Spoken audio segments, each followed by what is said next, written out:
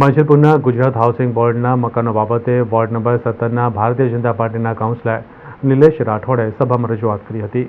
વડોદરા મહાનગરપાલિકાની સામાન્ય સભામાં વોર્ડ નંબર 17ના ભારતીય જનતા પાર્ટીના કાઉન્સિલર નિલેશ રાઠોડ દ્વારા માંજલપુર વિસ્તારમાં આવેલ ગુજરાત હાઉસિંગ બોર્ડના મકાનોમાં પાલિકા દ્વારા કરવામાં આવેલ લાઇટ અને પાણી કનેક્શન કટ કરવાની કાર્યવાહી સામે પાલિકાની સામાન્ય સભામાં રજૂઆત કરી હતી।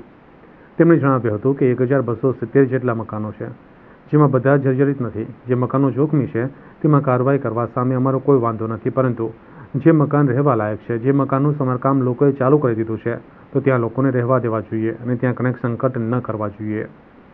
તો મેં અધિકારીઓને એવું કીધું કે ભાઈ તમે એ જે ઓરિજિનલ માલિક છે એનું એડ્રેસ કઢાવો, એનો કોન્ટેક્ટ નંબર, જે મકાનનો ભાડુઆત છે એની પાસે બધું જ હોય, એ લઈને એ જ્યારે છે ને ત્યાંના પાણી ડ્રેનેજ કાપો।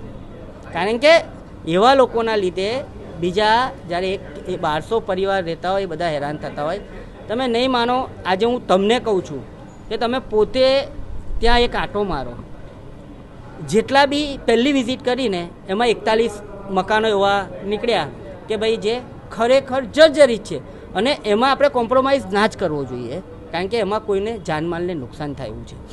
તો જે 41 હતા, બીજા દિવસે સર્વે કરાયો કે 41માં ફરી સર્વે કરો કે એકદમ નુકસાન થાય એવા કયા મકાન છે, તો એવા પાછા 26 બ્લોક નીકળ્યા। 26 બ્લોકનું કાલથી કામ ચાલુ થઈ ગયું છે। તમે ત્યાં ખરેખર આંટો મારવા જેવો છે, પબ્લિક જાગૃત થઈ છે અને હવે સ્ટેપ બાય સ્ટેપ કે ભાઈ આ 26 કે આ 41 જે બ્લોક હતા એ જર્જરિત હતા, એ લોકોએ રિપેર કરાવ્યું। અધિકારીઓને મારે એવું કહેવું છે, તમે ત્યાં વિઝિટ કરો કે ભાઈ આ લોકોએ કર્યું છે, બરાબર કામ કર્યું છે।